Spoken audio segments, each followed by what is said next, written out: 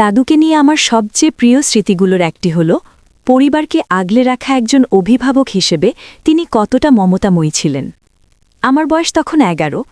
আমাদের স্কুলের football team একটা টুর্নামেন্ট জিতেছিল, আর আমি মেডেল পেয়েছিলাম। আম্মু আমাকে সরাসরি দাদুর অফিসে নিয়ে গিয়েছিলেন। আমি যেন নিজেই দাদুকে আমার বিজয়ের গল্পটা বলতে পারি, তাকে আমার বিজয়ের মেডেলটা দেখাতে পারি।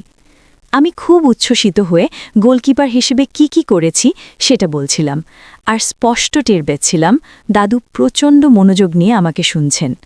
তিনি এতটাই গর্বিত হয়েছিলেন যে পরে সেই গল্পটা তিনি অন্যদের কাছেও বলতেন। আমি সবসময়ই জানতাম আমার দাদুর কাঁধে একটা দেশের দায়িত্ব। তবুও আমার স্মৃতিতে দাদু হলেন পরিবারকে আগলে রাখা একজন মমতাময়ী অভিভাবক। লাখো মানুষের কাছে তিনি ছিলেন দেশের প্রধানমন্ত্রী, কিন্তু আমার কাজিনদের কাছে তিনি ছিলেন দাদু, আমাদের দাদু। তিনি সব সময় আমাদের খেয়াল রাখতেন, আমাদের জন্য সময় বের করতেন, আর যেসব মুহূর্ত আমাদের কাছে গুরুত্বপূর্ণ ছিল সেগুলোতে আমাদের সাহস দিতেন, উজ্জীবিত করতেন। এই ছোট ছোট মুহূর্তগুলো থেকেই আমি নেতৃত্বের প্রথম শিক্ষা পাই। সেটি হল নম্রতা, আন্তরিকতা আর মন দিয়ে শোনার মানসিকতা। বাংলাদেশের বাইরে কাটানো 17টা বছর আমার জীবন অনেকভাবে বদলে দিয়েছে, কিন্তু আমি কখনোই আমার শিকড় ভুলে যাইনি। কারণ আমাদের সত্তার যে ভিত্তি, আমাদের যে সংস্কৃতি ও মূল্যবোধ, সেটিই আমাদেরকে মানুষ হিসেবে গড়ে তোলে, পরিচয় বহন করে। প্রবাসে থাকা দ্বিতীয় ও তৃতীয় প্রজন্মের অনেক বাংলাদেশির মতো আমিও নিজ দেশের বাইরে ভিন্ন দেশে অনেকগুলো বছর কাটিয়েছি। লন্ডনের দিনগুলো আমাকে বাস্তববাদী করেছে, একটা বৈশ্বিক দৃষ্টিভঙ্গি দিয়েছে। যদিও আমার হৃদয় মন সবসময় বাংলাদেশেই ছিল। প্রাতিষ্ঠানিক শিক্ষা আমাকে শৃঙ্খলা ও বিষয়ভিত্তিক জ্ঞান শিখিয়েছে, তবে মানুষের সঙ্গে কাজ করা আমাকে শিখিয়েছে আরও অনেক বেশি। শিখিয়েছে দায়িত্বশীল হতে, বিপদগ্রস্তের পাশে দাঁড়াতে। আইন পেশায় কাজ করার সময় কাছ থেকে দেখা মানুষগুলোর গল্প আর সেই গল্পগুলোর যৌক্তিক এবং আইনগত সমাধান খোঁজার দায়িত্ব আমাকে আলোড়িত করে। প্রত্যেক ক্লায়েন্ট, প্রতিটি মামলা, প্রতিটি মানুষের সমস্যা কারো না কারো জীবনের সঙ্গে গভীরভাবে জড়িত।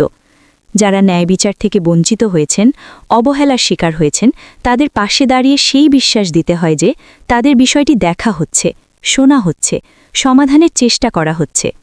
কারো জীবনের সবচেয়ে কঠিন দিনে তার পাশে দাঁড়ানোর অভিজ্ঞতা যে শিক্ষাটা দেয়, সেটা কোনো ক্লাসরুম দিতে পারে না। এই প্রতিটা ধাপ আমাকে ভাবতে শিখিয়েছে মানুষ হিসেবে কেমন হতে চাই। আমি আমার দাদাকে কখনো দেখিনি, কিন্তু তার সততা আর দেশপ্রেমের কথা সব সময় শুনে এসেছি। দাদু আর আব্বু সেই আদর্শটাই বয়ে নিয়ে চলেছেন।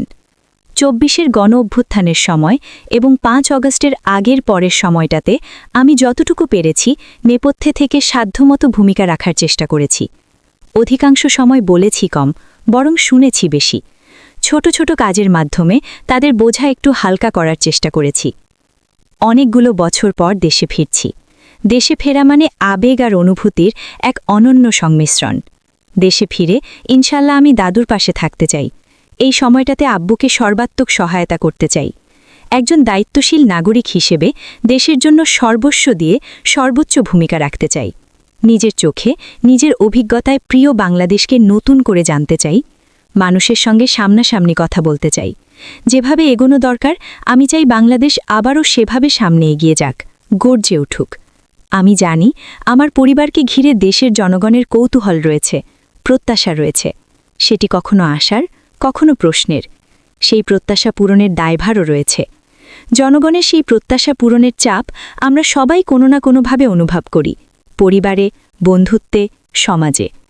সংক্ষেপে আমার নিজের ভাষায় এই হলো আমার গল্প। আমাদের প্রত্যেকের জীবনে একটা নিজস্ব গল্প আছে। এই গল্পগুলোকে ধারণ করে আমরা সবাই হয়তো একসঙ্গে বাকি পথটা হাঁটতে পারি। সামাজিক যোগাযোগ মাধ্যম ফেসবুকে বিএনপি চেয়ারপারসন ও সাবেক প্রধানমন্ত্রী বেগম খালেদা জিয়াকে নিয়ে একটি দীর্ঘ ও আবেগঘন স্ট্যাটাস দিয়েছেন তার নাতনি ব্যারিস্টার জাইমা রহমান। মঙ্গলবার সকালে নিজের ফেসবুক থেকে দেওয়া এই পোস্টে তিনি দাদুর সঙ্গে কাটানো শৈশবের স্মৃতি, প্রবাস জীবন এবং দেশের সেবায় নিজের ভবিষ্যৎ সংকল্পের কথা তুলে ধরেন। জানা গেছে এটিই ব্যারিস্টার জাইমা রহমানের প্রথম আনুষ্ঠানিক ফেসবুক স্ট্যাটাস, যা প্রকাশের পর মুহূর্তেই সামাজিক যোগাযোগ মাধ্যমে ভাইরাল হয়ে যায়। দর্শক, আপনার গল্পটা কি? কমেন্টে লিখে জানান আপনার মতামত। ভালো লেগে থাকলে লাইক দিন, শেয়ার করুন আর সাবস্ক্রাইব করে নবকলি স্টুডিওর পাশে থাকুন। সচেতন সমাজের পথে একসাথে হোক পথচলা। আল্লাহ হাফিজ।